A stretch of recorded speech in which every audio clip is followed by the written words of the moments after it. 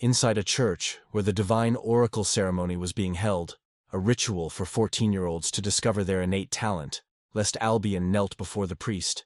He had been reincarnated into this world, the very same one from a game he had played countless times. He became a laughingstock upon learning that his talent was garbage, which is Tamer.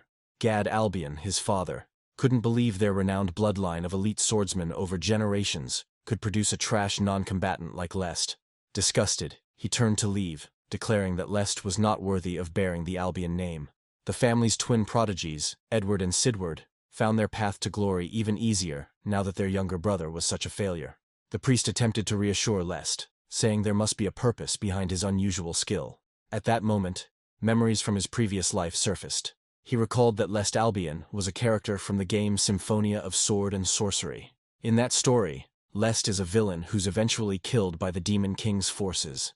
As he walked away, Lest forced himself to dig deeper into his memories of the game, trying to recall every detail about his in-game counterpart. The story begins when Lest receives his Tamer skill, which was believed to only control livestock. What no one else knew was that Lest's version of the skill was unique. He could also tame monsters. In the original story, Lest didn't discover the truth until much later. By then, constant mistreatment had already warped his personality, leading him to use his powers to harm others. His terrifying strength eventually drew the attention of the Demon King's army, who stole his ability. Now, aware that the same fate awaits him due to his rare skill, he decides to use his game knowledge to grow stronger. Within the Albion household, the twins were eager to display their abilities during the family's monthly training session. Gad had high hopes for the boys, and the first wife noticed how enthusiastic they were. Unlike Lest, whose skill was seen as worthless, the twins added insult to injury by saying he might at least become the family livestock handler, or a coachman. Lest tried to respond, but his father cut him off as he didn't care about anything Lest had to say. The foolish twins teased him further, suggesting he go for a walk and try taming dogs. Lest ignored their mockery and excused himself. "It's been a week since I regained my memories and started connecting the dots. Sadly, I can't see my stats like in the game," he thought. While sweating through his training, he was relieved to find that the leveling system still existed. His unique talent only allowed him to tame monsters he defeated himself. So if he wanted to control stronger beasts, he'd have to raise his stats first. One way to achieve that is through midnight training, also known as midnight grinding, just like in the game. In the game, players could choose 1 out of 5 types of training per day to improve a specific stat, which allowed them to grow stronger without combat. But now that he's in this world, Lest isn't restricted to midnight sessions or limited to 1 type per day. By doing all 5 kinds of training each day, he can grow stronger at an incredible rate. Thanks to the original Lest's memories, he was able to complete his first magic refinement session without any issues. Physically, too, he's already far above average compared to his past life. As for the prayer session part of midnight training, he plans to do it once he returns to his room. The twins pointed out that he still hadn't tamed a dog, and bragged that they were off to sword training. Since Lest lacked sword skills, he wasn't allowed to join. To their shock, Elna, an 18-year-old S-rank adventurer who is a genius in swordsmanship, arrives with a dead earth dragon that she took down on her way here. Lest was stunned by her strength, and realized that she was a character who never appeared in the game. S-rank adventurers were common in the game, but seeing one in real life left him overwhelmed. He clicked his tongue in frustration, annoyed that someone like her wouldn't train him. 2 hours later, in the Albion family's training hall, Lest was secretly watching Elna as she trained the twins. When both collapsed to the floor, Elna told them to get up, but the twins, despite all their tough talk, couldn't move any further. She ended the session, and the two were relieved that their grueling training was finally done. Lest gritted his teeth, frustrated that while he could improve his stats with training, he couldn't learn real combat skills by himself. As Elna told the twins to push themselves harder, he thought about how she only visited their estate once a month for sword training. He planned to approach her, but before he could, Elna appeared beside him and asked if he wanted something. She had been watching him even while training the twins. When Lest introduced himself, she recognized him as the boy who received the tame skill that would make him stronger. Lest asked her to teach him swordsmanship, but Elna reminded him that tame wasn't meant for combat. Still, Lest insisted on becoming stronger. Impressed by his determination, Elna sighed and tossed him a wooden sword. She wanted to test if he was worth training. Lest did his best to block her strike, but her attack sent him flying. He realized just how fast she was, and how heavy each of her blows felt. Elna was on a completely different level. Even while holding back, one opening would have left Lest unconscious. He tried to focus on figuring out even one thing and learning it. She noticed his fierce focus, yet every light strike rattled his body. After several minutes, his legs started to tremble, and his sense of time vanished. Elna lowered her sword and said he was nowhere near ready. His physique barely met the minimum, and his technique was that of a novice. She wanted to know if his reason for seeking power. Lest was to master the sword to surpass his brother or something else.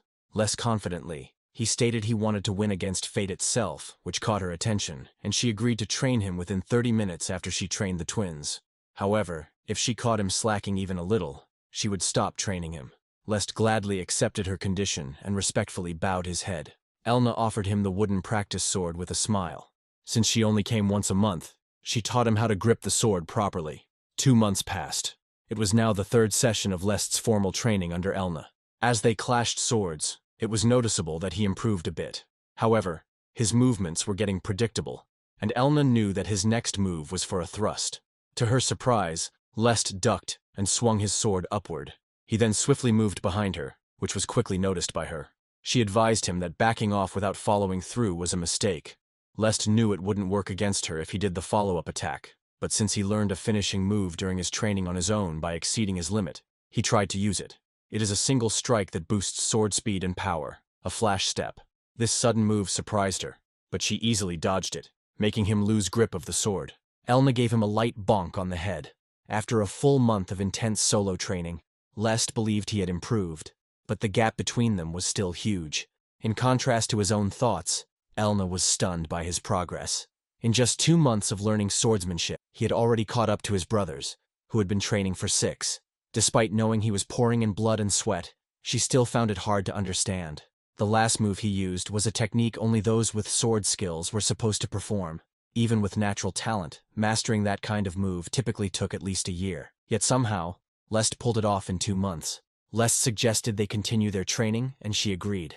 She looked at him closely and realized she may be raising a monster.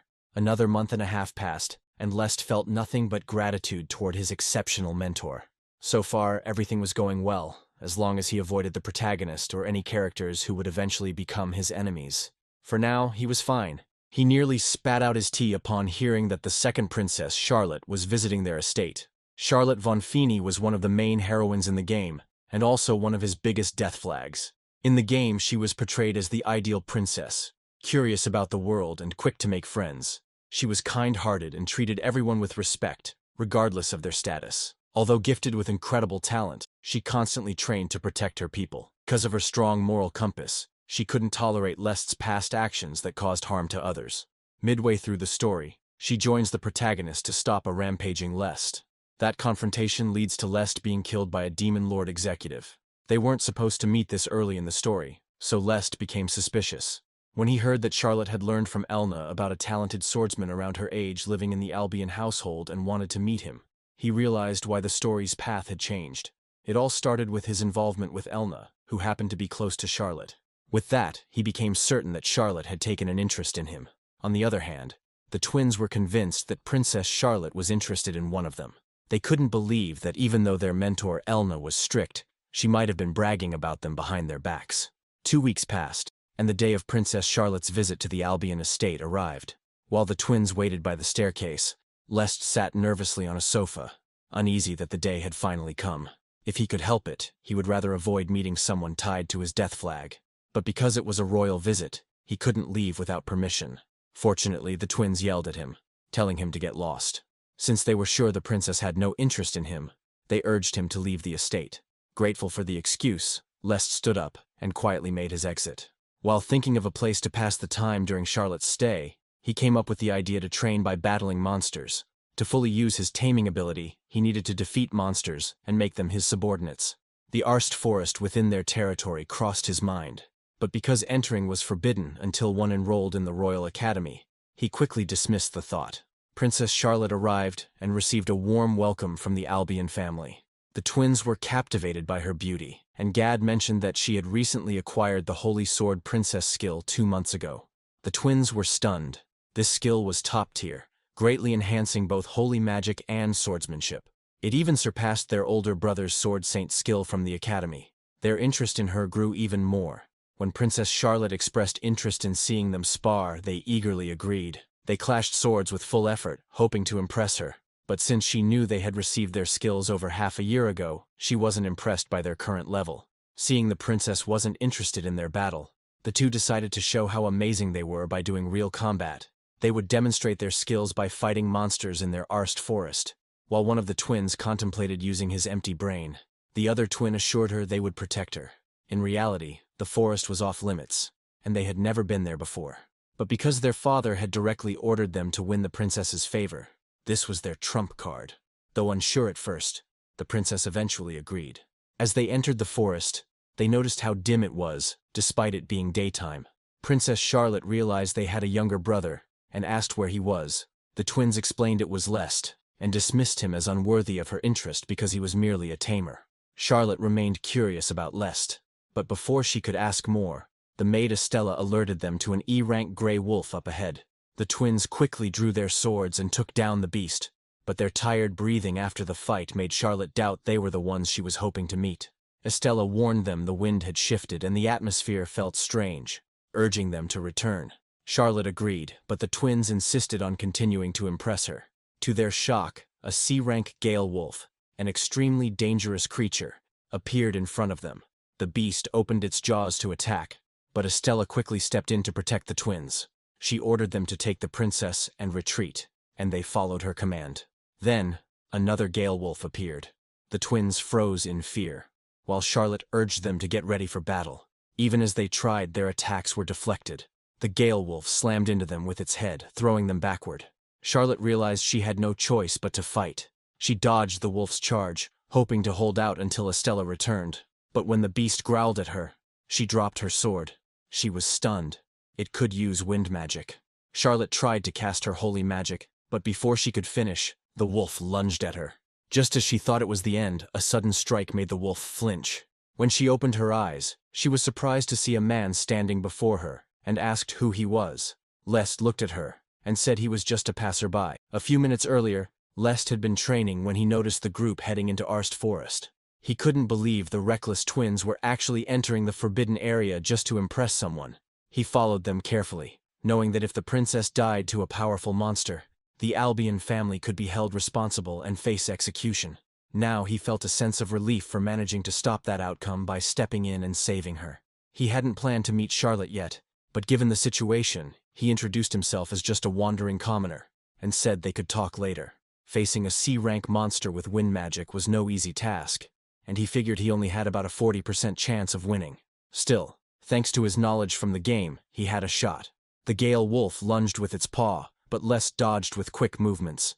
He avoided every strike. When the monster howled and released a burst of wind, he managed to slip through and spotted an opening. With force, he struck upward and hit the gale wolf under its chin. Charlotte was stunned. Even though Lest's physical strength and sword skills were no better than hers, he was somehow landing one clean hit after another. Something she couldn't do. As she tried to figure out who this person was, a memory surfaced. One from a training session with Elna. After the session, Elna was glad that Charlotte wasn't letting her guard down, and informed her that besides those people with exceptional skills whom she refused to lose to, there are also people in the world who possess powers rivaling hers through exceptional talent, even though they weren't blessed with skills like hers. Charlotte recognized that she had already mentioned it. So, Elna revealed that a boy from the Albion family, the same age as her, was quite fascinating. It was rare to see Elna speak with such enthusiasm.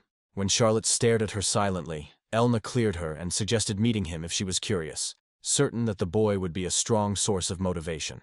Thinking back on that conversation, Charlotte realized the man standing in front of her now was Lest Albion, the one with tame skill and the genius possessing unconventional strength. He was the person Elna was talking about. The gale wolf tried to unleash its howling wind once more, but it had already drained its mana. This was Lest's chance to attack, but the wolf suddenly shifted its attention and charged toward Charlotte. Lest quickly intervened, blocking it with his sword. He channeled more strength using his overdrive skill Flash, and managed to hurl the gale wolf away, knocking it unconscious. The princess was amazed he had truly defeated it. But for Lest, the real trial as a tamer was only beginning. When the princess thanked him and mentioned his name, Lest was confused about how she knew his name. She recognized that the wooden sword he was holding was from Elna. After she introduced herself, she informed him that they shared the same swordmaster. She sincerely thanked him wholeheartedly and admired his courage and swordsmanship. Lest, caught off guard by her beauty, quickly averted his gaze. He wanted to check the Gale Wolf, so he politely asked her to tend to his brother's wounds. He approached the Gale Wolf and was notified that it was interested in him. Without hesitation, he told the system he wanted to tame it. He walked closer, patted its nose, and asked it to become his first ever subjugated monster. After successfully taming it, he would be granted a portion of its power. He also acquired its wind magic ability, and since it was his first successful tame, he was granted an extra-dimensional residence. Lest could feel the surge of magic flowing into him, and remembered why he believed this path could lead him to the peak of strength.